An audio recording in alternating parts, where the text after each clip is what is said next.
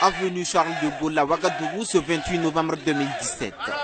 Alors qu'Emmanuel Macron s'exprimait sur la politique française en Afrique, les étudiants anti-impérialistes se faisaient entendre sans embâche de l'autre côté de l'université Ouaga, un professeur Joseph Kizerbo. Le franc CFA, c'est fini. Nous ne voulons pas que ce soit Macron qui prononce la fin du franc CFA, mais que ce soit nos dirigeants qui prononcent la fin du franc CFA. La gestion de l'Afrique ne concerne plus Macron, ne concerne plus la France.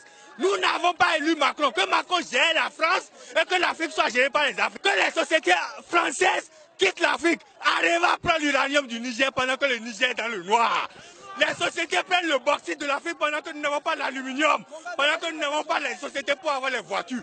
Nous ne voulons plus. Nous voulons aujourd'hui que les sociétés africaines, à capitaux africains, puissent avoir les activités d'exploitation de nos mines en Afrique. Nous ne voulons plus que nos dirigeants signent un seul arrêté ou un seul traité de commerce avec ces Européens. Nous ne voulons plus aller en émigration, nous ne voulons plus aller en esclavage en Libye. Nous voulons des emplois chez nous ici, avec des sociétés dont les revenus vont rester en Afrique, dont les profits vont rester en Afrique. À bas la France, à bas le... Des manifestants aussi bien nombreux que diversifiés, eux, décrivent l'inaccessibilité du campus. Ils ont été interdits par les forces de l'ordre, de quoi accentuer la colère des étudiants. Ils ont fermé les écoles à cause de Macron. Ils ont fermé des boutiques à cause de Macron. Pourquoi? Notre système éducatif là a plus de valeur par rapport à Macron. Macron, quand nos dirigeants partent en Afrique, là, ils sont en Europe, pratiquement en France, ils sont mal accueillis.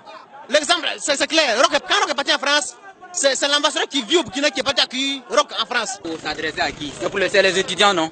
Mais pourquoi on nous recale ici pour qu'on n'ait pas accès? Il est venu pour nous adresser. Pourquoi on nous maintient ici? On veut rentrer dans le campus. L'université est assez grande pour accueillir des millions d'étudiants. Lors de leur dernier sommet, qu'est-ce que Macron a dit des Africains? L'Afrique a un problème civilisationnel. Aujourd'hui, on l'accueille au Burkina Faso parce que nous avons un problème civilisationnel. Effectivement, nous l'avons. Non, nous n'avons pas de leçons à prendre de Macron. Non, nous n'avons pas besoin de Macron. Nous n'avons pas besoin de régimes encore impérialistes. Et c'est le début d'un bras de fer entre eux et les policiers. Tout de suite, la tension monte. Les forces de l'ordre craquent et ils lâchent le gaz lacrymogène.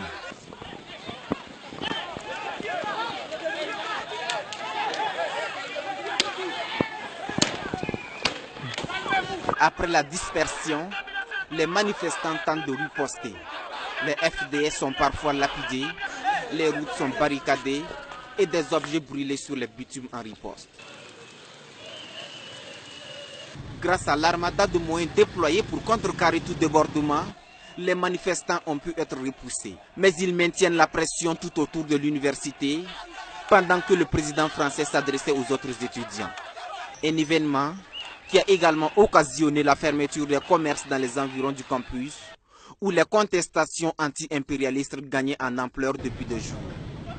L'avenue Charles de Gaulle, qui passe devant le campus de Zorona, a même été rebaptisée ce 27 novembre, boulevard Thomas Sankara par des étudiants.